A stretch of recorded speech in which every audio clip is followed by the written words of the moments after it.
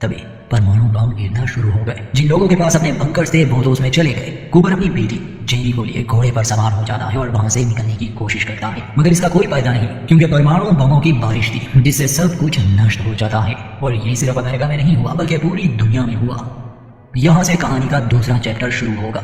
महायुद्ध के 219 साल बाद, यानी साल है 2296, हमें दिखाया जाता है एक वॉल्ट जो कि एक बंकर है। परमाणु युद्ध से पहले इसकी तैयारियां शुरू हो चुकी थी। वॉल्ट एक कंपनी ने ये सब बनाया था। ऐसे सैकड़ों वॉल्ट्स अमेरिका में अलग अलग जगहों पर मौजूद है। इस समय हमें वॉल्ट 33 की कहानी दिखाई जाती है, जहां हम मिलते हैं लूसी मैक्लेन से। ये इस वॉल्ट में ही पैदा हुई थी। याद रहे उस परमाणु युद्ध को हुए 219 साल बीत चुके हैं और तब से ही इंसान यहाँ जमीन के अंदर इन वॉल्ट्स में रह रहा है।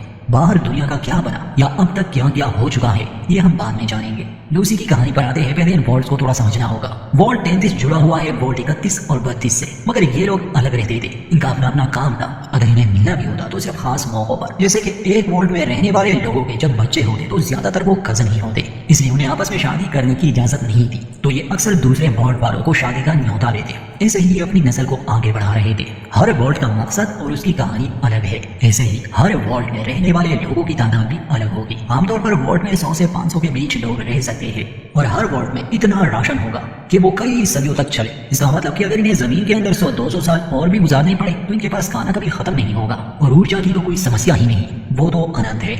शुरू में हमें ये बताया जाता है कि वॉल्ट एक कंपनी का मकसद है कि वो न्यूक्लियर वॉर के बाद अमेरिका की जनता और उनकी संस्कृति को जिंदा रखे, और जब जमीन की सतह पर रेडिएशन का लेवल घट जाएगा तब ये लोग ऊपर आएंगे और नई सभ्यता की नींव रखेंगे। ऐसी दुनिया जहाँ शांति हो, कोई युद्ध ना हो, इंसान के लिए एक बेहतर दुनिया। ये ऐसे ही अपनी नस्लों को शिक्षा देते थे। वॉल्ट में रहने वाले लोग बहुत अच्छे होते थे, कह सकते हैं बोले वाले लोग, जो बिल्कुल हिंसक नहीं थे। ये मक्खी तक नहीं मार सकते थे क्योंकि वो इन्हें बुरा बना देता। अब ऐसी इनकी सोच थी। इसके अलावा गुस्सा नहीं करते थे, गालियां नहीं देते थे, झूठ भी नहीं बोलते थे, एक दूसरे का बहुत ख्याल रखते, हर काम मन से करते। उसूल वाले लोग थे, बिल्कुल मासूम। इतनी तारीफ काफी होगी इनकी। तो शुरुआत होती है लूसी मैक्लेन से, जो कि वॉल्ट 33 की एक सदस्य है। वो काउंसिल के सामने ये बात रखती है कि वो शादी करना चाहती है वॉल्ट 32 वालों में से किसी एक के साथ। ये सौदे की तरह है जो 3 साल में एक बार आता है। इन लोगों को कुछ राशन उन्हें देना होगा और बदले में वो अपना एक मर्द इन्हें देंगे। काउंसिल लूसी को इजाजत देती है कि वो शादी कर सकती है। वो खुश थी। अगले ही दिन शादी की तैयारियां शुरू हो गई। लूसी को वेडिंग ड्रेस दी जाती है जिसमें पहले भी काफी औरतों की शादी हो चुकी थी। स्टेफनी हार्बर भी यहाँ इस वॉल्ट में रहने वाली एक महिला थी जो इन दिनों प्रेग्नेंट है।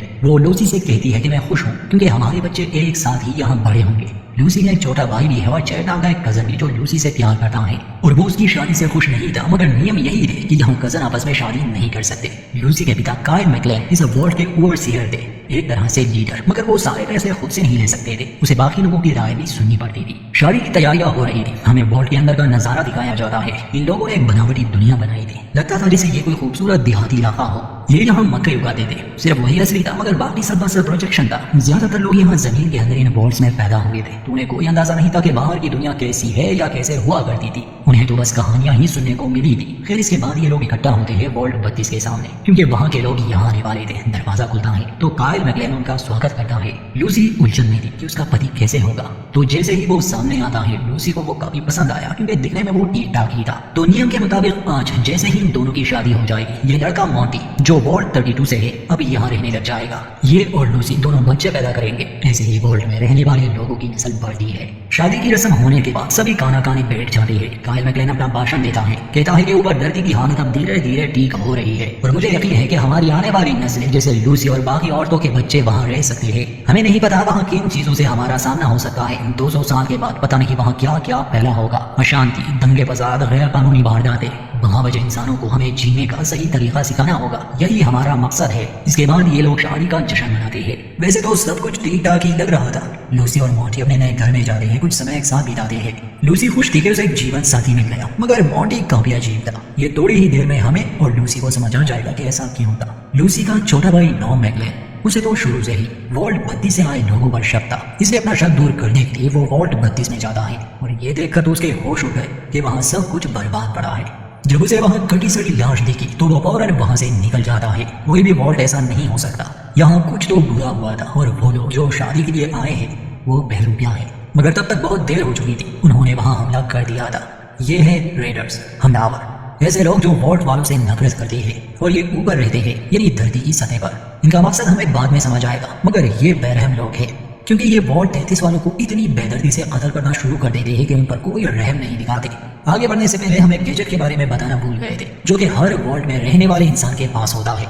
ये कहलाता है पिनबॉल। जैसे कि हमारे पास कंप्यूटर और सेल फोन है, ये लोगों के लिए ऐसे ही काम करता, मगर ये इतना एडवांस नहीं था। इसमें बस कुछ ही फंक्शंस होते जैसे कि map, radio, tracking device, compass और सेंसर, बल्कि ये कलर में भी नहीं होता था। तो इसमें लगे सेंसर से लूसी को अंदाजा हो जाता है कि उसके दूल्हे का रेडिएशन लेवल काफी हाई है। इसका मतलब कि वो यहाँ से नहीं बल्कि ऊपर सतह से है। और तभी उसे बाहर शोर सुनाई दिया, मतलब कि उसके लोगों का कत्लेआम शुरू हो चुका था। माउंट एक चाकू लिए लूसी को मारने के लिए बढ़ता है। लूसी अपने बचाव में लड़ती है और उसका चेहरा बुरी तरह से बिगाड़ देती है। बाहर आते ही लूसी को ये दिल दहला देने वाला मंजर देखना पड़ता है कि उसके वॉल्ट पर हमला हो चुका है और लोगों को बेदर्दी से कत्ल किया जा रहा है। सबसे पहले वो आर्मरी में जाती है, मगर हथियार पहले से ही ले लिए गए थे। एक ट्रैंकुलाइजर गन लिए अपने लोगों को बचाने की कोशिश करती है वो, मगर उनके काफी लोग मारे जा चुके थे। स्टिफनी हार्पर नामी औरत का पति इस हमले में मारा गया। उस समय आकर वो रेडर से लड़ने लगी, मगर अफसोस के उसे अपनी एक आंख गंवानी पड़ी। वॉल्ट का वो प्रोजेक्टर भी जल चुका था। अपने भाई को बचाने के लिए लूसी उसे जगह में छुपा देती है। वो मॉन्टी नाम का लड़का अभी भी मरा नहीं था। वो जख्मी हालत में फिर से लूसी को मारने आ गया, मगर काइल मैक्लेन वहां मौजूद था, इसलिए वो अपनी बेटी को बचा ले रहा है। काफी लोगों को बंदी बना लिया गया था। वॉल्ट 32 के दरवाजे पर पहुंचकर लूसी और उसके पिता देखते हैं कि उस रास्ते में बम रखा गया है। रेडर्स और उनकी लीडर वहां खड़ी थी। काइल कहता है कि अब मैं तुम्हें पहचान गया। असल में ये औरत ही रेडर्स की लीडर है। इसका नाम मॉल्डेवर है, कहानी की एक अहम किरदार। अब इसके और काइल मैक्लेन के बीच क्या दुश्मनी थी ये अभी हमें मालूम नहीं होने वाला। बाद में मॉल्डेवर काइल से कहती है कि तुम मुझे तो पहचान गए, पर क्या तुम्हारे लोगों को पता है कि वो कौन है? ये लोग मोहताज है तुम्हारे, क्योंकि इनकी जिंदगी तुम्हारे हाथ में है। तो बताओ तुम किसे बचाना चाहोगे, अपनी बेटी को या इन लोगों को? काइल कुछ समय के लिए सोचता है, फिर अपनी बेटी को वहां के एक सेफ कंपार्टमेंट में बंद कर देता है। मोल्डेवर के लोग काइल को बेहोश करके अपने साथ ले जाने लगे। लूसी उन पर चिल्लाती है, पूछती है कि तुम इन्हें कहाँ ले जाने वाले हो? तब मोल्डेवर उसके करीब आकर कहती है कि असली दुनिया में तुम्हें भी वो देखनी चाहिए, तुम बिल्कुल अपनी माँ पर गई हो। ये कहकर वो लोग निकल जाते हैं। बम को एक्टिवेट करके वॉल्ट के बाकी लोगों को उन्होंने मौका दे दिया था खुद को बचाने का, इसलिए विस्फोट से पहले ही वो वॉल्ट में छुप जाते हैं। इस धमाके से इनके वॉल्ट को ज्यादा नुकसान तो नहीं पहुंचता, ना ही ये रेडर्स ज्यादा कुछ ले गए थे सिवाय काइल मैक्लेन के। हाँ, वॉल्ट के काफी लोग मारे जा चुके थे। जो बच गए थे वो लाशों को डिस्पोज करते हैं। वॉल्ट की साफ सफाई करके उसे फिर से जीने लायक बना देते हैं, मगर इनके पास कोई ओवरसियर नहीं था, मतलब कोई लीडर नहीं था। फिलहाल सभी मिलकर फैसला ले रहे थे। एक मीटिंग होती है। लूसी सबसे कहती है कि हमें मेरे पिता को ढूंढना चाहिए बाहर जाकर, मगर कोई भी इस फैसले के हक में नहीं था, क्योंकि बाहर जाना वो भी इतनी जल्दी ये इनके प्लान का हिस्सा नहीं, इससे पूरा वॉल्ट एक खतरे में पड़ जाएगा। प्लान के हिसाब से इन्हें यहीं पर रहना होगा। ये बात लूसी को अच्छी नहीं लगती, क्योंकि उसे अपने पिता की चिंता थी। तो चेट और अपने भाई नॉम की मदद लिए वो वॉल्ट से बाहर जाने का फैसला करती है, ताकि वो अपने पिता को ढूंढकर वापस ला सके। हालांकि वॉल्ट से बाहर जाने पर सख्त पाबंदी थी, मगर लूसी ये नियम तोड़ देती है। चेट भी उसके साथ जाना चाहता था, मगर बाहर की दुनिया जालिम हो सकती है।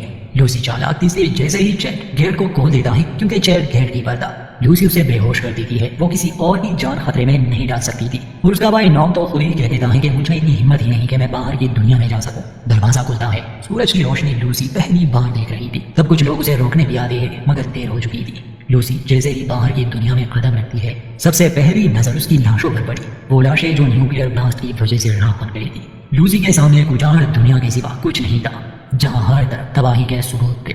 आगे देखेंगे लूसी का सफर उसे कहां ले जाता है, क्योंकि ये दुनिया उसके लिए बहुत अलग होने वाली है। जहां उसकी परवरिश हुई थी वो लूसी के लिए किसी स्वर्ग से कम नहीं था, और अगर वो स्वर्ग था तो यकीनन इस दुनिया को नर्क कहना गलत नहीं होगा। यहाँ तक हम कहानी में दो तरह के लोगों से मिले, वॉल्ट वाले लोग और रेडर्स। दोनों ही एक दूसरे से बहुत अलग है। अब हम मिलेंगे तीसरे किस्म के लोगों से, जो कि एक मिलिट्री है, एक तरह की सेना, जिसे द ब्रदरहुड ऑफ स्टील कहते हैं। ये लोग वॉल्ट में नहीं रहते, ये धरती पर रहने वाले लोग थे। अभी उस न्यूक्लियर वॉर से कैसे बचे, या इस सेना की शुरुआत कैसे हुई, कब हुई और किसने की, ये सारी चीजें हमें शायद आने वाली कहानी में पता चल जाए। मगर ब्रदरहुड ऑफ स्टील सेना का मकसद हमें साफ साफ समझाया जाता है।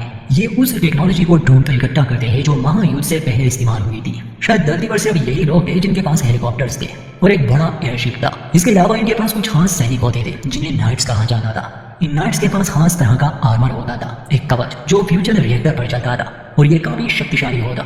इन 200 सालों में काफी युद्ध भी हुए और ये सेना अभी तक टिकी थी, शायद अपनी टेक्नोलॉजी के बल पर। हर नाइट के साथ, यानी कवच पहनने वाले के साथ, एक स्क्वायर होता, उसका एक खिदमतगार जो उसकी मदद करता मिशन के दौरान, जैसे उसकी साफ सफाई करना, उसे खाना देना, पानी देना, उसका हर हुक्म माना। स्क्वायर किसी गुलाम की तरह नाइट के हर आदेश का पालन करता था। ब्रदरहुड में सैनिकों का माइंडसेट ऐसा रखा जाता कि उनका सबसे बड़ा धर्म ही ब्रदरहुड की रक्षा करना है। उसके बाद मिशन का और अपने आका यानी नाइट का। आर्मर पाने के लिए तो सभी पागल थे, मगर नाइट की सेवा करने में भी ये लोग गर्व महसूस